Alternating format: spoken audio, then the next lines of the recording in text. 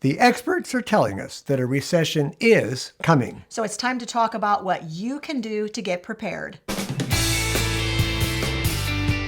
It's no surprise to any of us that prices are rising and it's getting a whole lot trickier to figure out how you want to spend your money and, most importantly, how to stretch that money to make it go farther. But today we're going to talk to you about what you can do about that now to prepare for the rocky road ahead.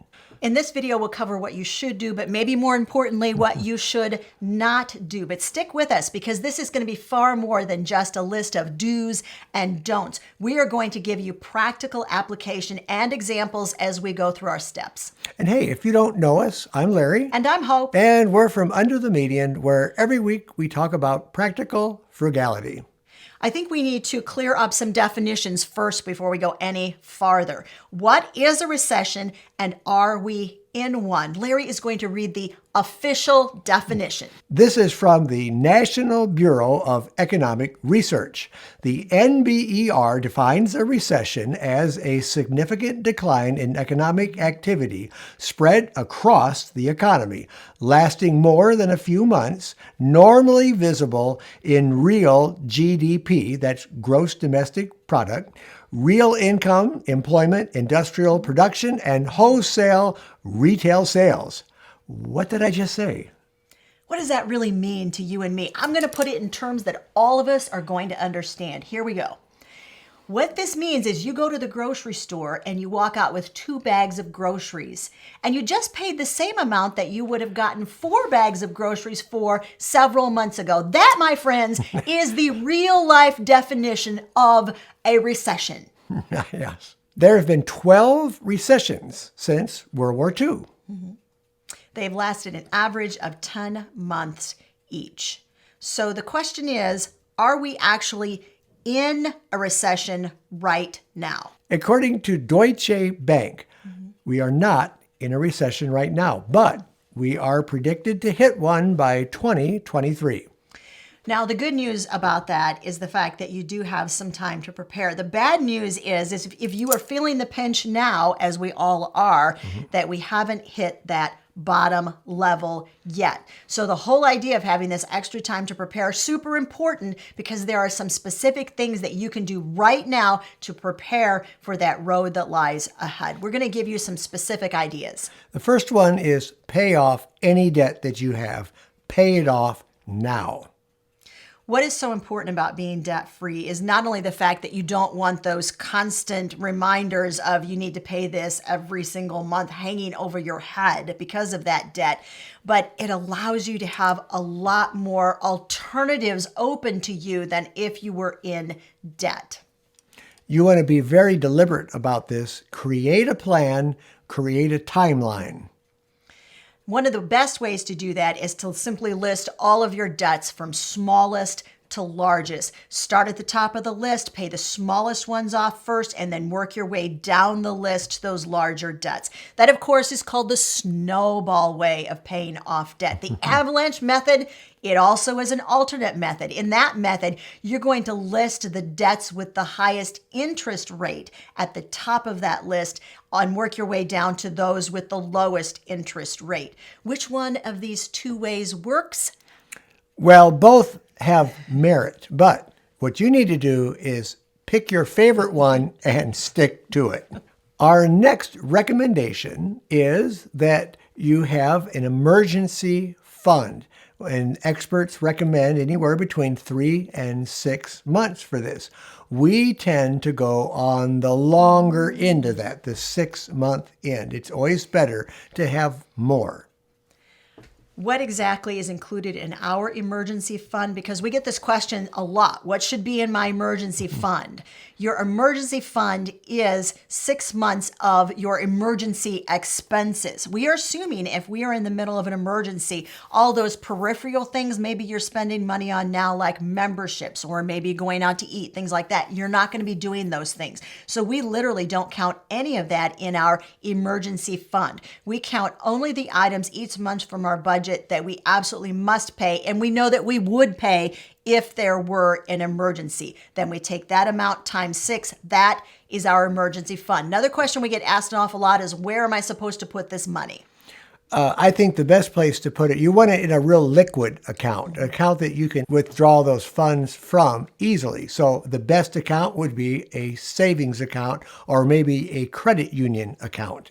Any account where you can easily just get to that money and withdraw it and have that handy for you would be the best place to put it. Never ever put your emergency fund in investments. We all know from the past 3 months of investments that Volatile. it can go down just as easily as it can go up. Yes. So never ever put your emergency fund into something that is an investment account. Our next recommendation is stop paying for things that you don't need.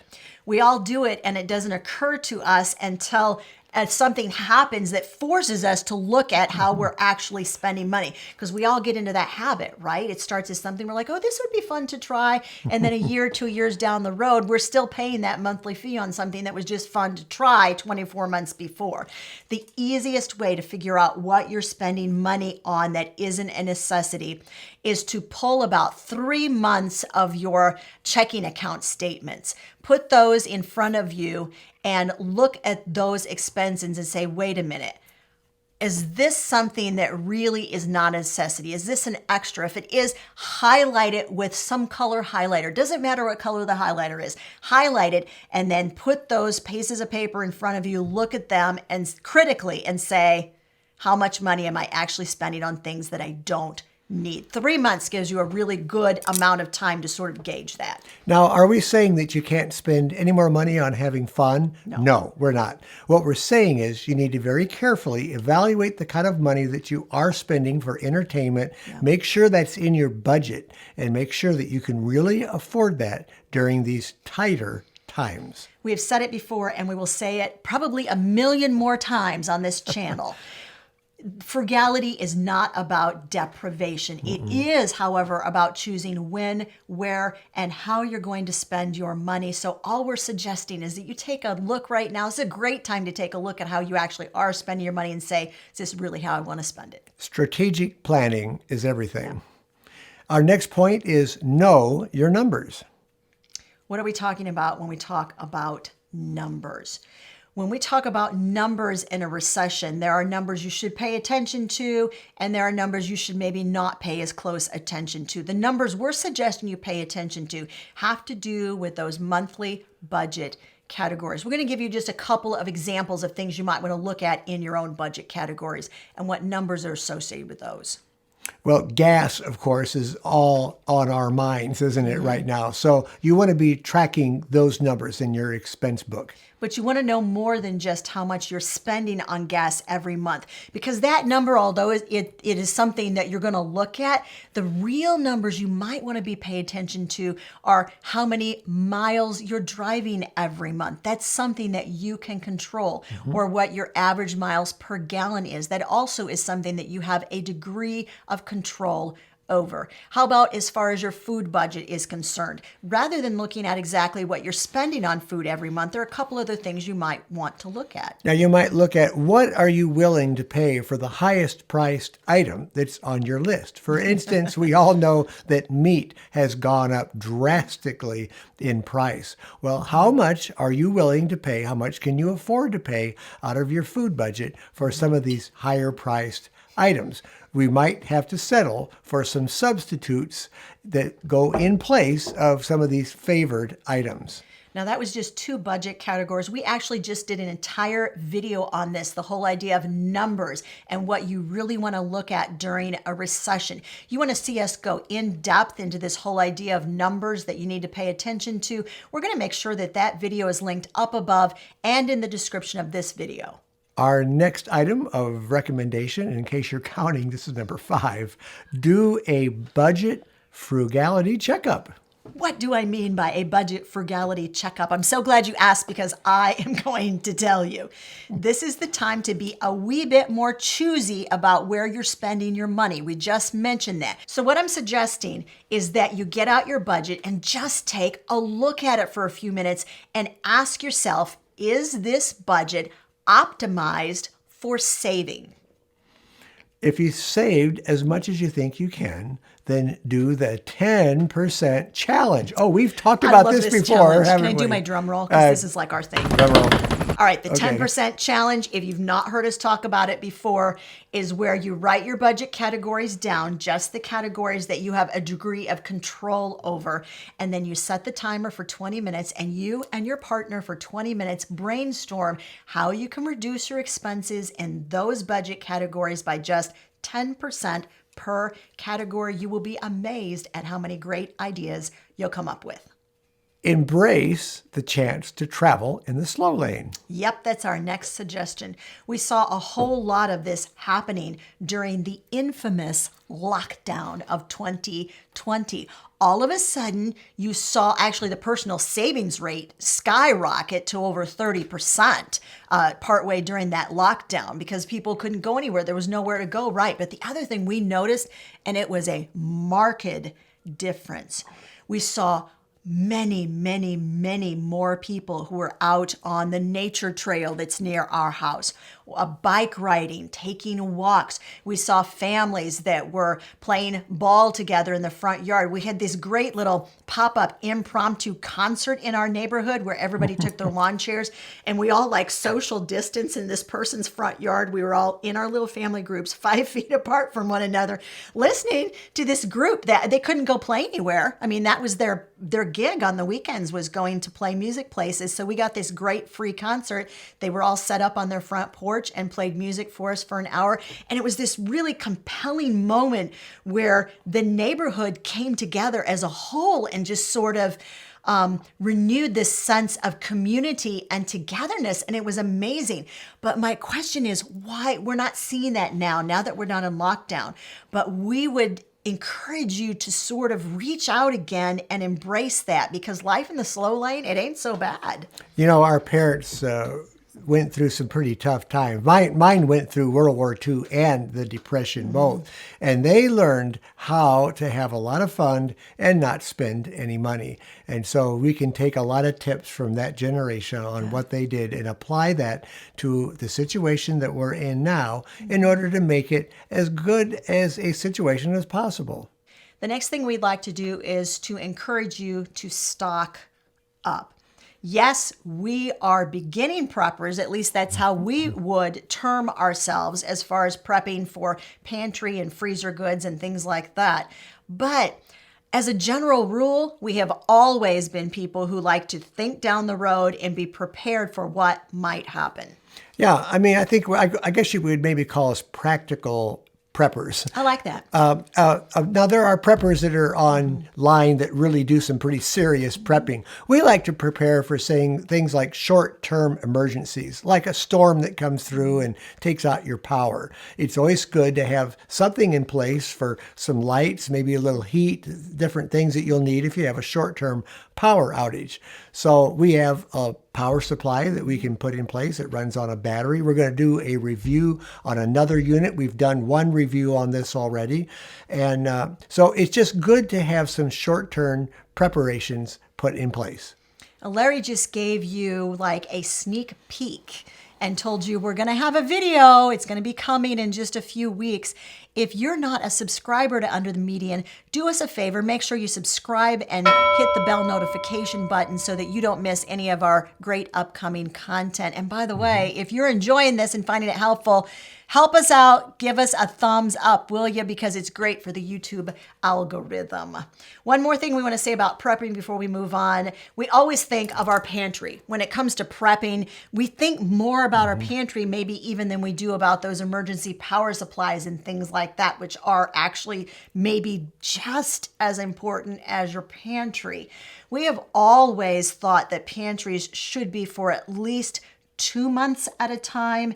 And now we are definitely veering toward longer term than that, 3 to 4, even 5 months of supplies in your pantry.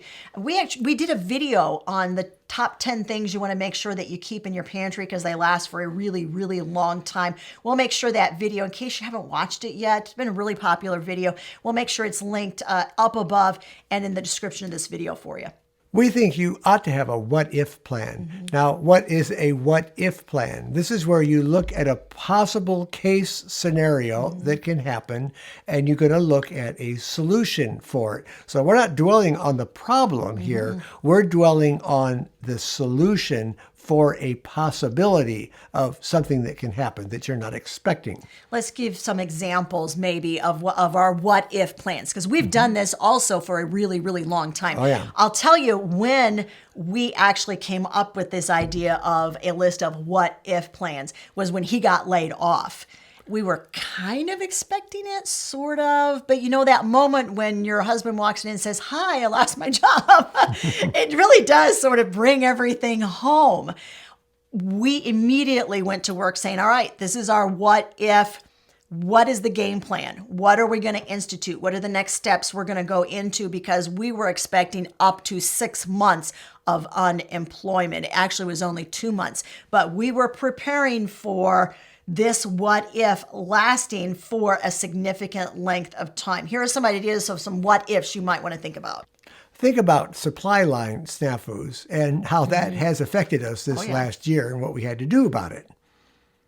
We all know that the end of these supply line issues, we are not remotely at the end of those yet. Now, how they're going to come to us, if it's going to be in succeeding waves, if it's going to, wax and wane, come and go, we don't know any of that. But here's what we do know. When you go to the grocery store, make sure you're picking up 4 or 5 extra cans of canned beans or canned vegetables, things like that, just to have a few extra supplies on hand, a few more supplies than you usually would have. Another item on this list would be power outages, which we've mentioned, and like Absolutely. rolling blackouts. This could easily occur. So you want to have something in line. I mean, I think we're looking at more than just candles for lighting Absolutely. here. So we have done several videos on this, and this is another thing that you need to put some attention into. As we go through these what ifs, we really would be challenging you to write these down and make your list of, this is my what if list. What are my plans in case this happens? Yeah. What would you do if you lost your job suddenly? Are you ready for that kind of a situation? Here's another what if that I don't think many of us have really considered at this point. What if you saw a general rise in prices of, say, 20 or 30% across the board? Do we think that's going to happen? We don't know. We would hope not. We would think not, that it's actually going to rise that much. But with what we've seen in the past 24, 48 months, I think we have to ask ourselves, what if? Prepare yourself for a 10%, for a 20%, for a 30% rise. Those should all be separate what ifs on your what if list. Yeah. Do you have enough food in your pantry or on your shelves or in your storage that you could eat for a while on what you have? Maybe some rice and some beans and some things that keep long term. That would be good to stock up on right now. We've mentioned backup power a little bit on this video. If you would like some additional videos on that, we would be glad to do some. We can certainly go in depth. I have several layers of backups for that kind of a scenario. If you want to know any more about our plans for any of these what ifs, just let us know in the comments section. If you lost your job, do you have people in your circuit that would recommend you to some other positions that might be open? It's really good to be networking right now for such a case scenario. Do you have friends or colleagues in the area that you know you could contact tomorrow if you lost your job today that would be able to give you great leads on opportunities in your job field in your area? Those are the kinds of things that go on that what if list under what if I lost my job. Or could they recommend you to a company maybe that they're working for? These are all things to kind of think about. Probably the most important thing right now that you don't want to do, and that's don't panic. Planning is what we need to do, not panic. If you're panicking and you have fear, you're not going to make rational decisions. So we need to be able to sit down and look clearly at what things we can do to make some changes during these uncertain times.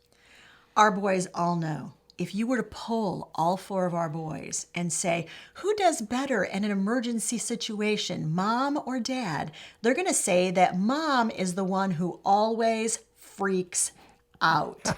And I know it, and they know it too. This guy over here, he is the one with the incredibly clear head. He is the one who has already thought 3 or 4 or 5 steps down the road. One of our recommendations is if you know someone who is that clear-headed individual, who has made plans for the future, who has their own list of what ifs, then plug into that knowledge base. Call them, ask them, talk to them, and say, what sort of plans have you put in place for this? Because those connections, those are going to be super important moving forward. Not only are those connections going to be super important, but the skills that each of us has and the ability to share those skills with one another, that also is going to be super important. Let me say that Hope is a lot better when the kids get sick, though, than This I is am. true. She knows more what to do. Take a deep breath. Look at all of your options. Do your research before you make any of those decisions. And the best time to do it is when you're not having to.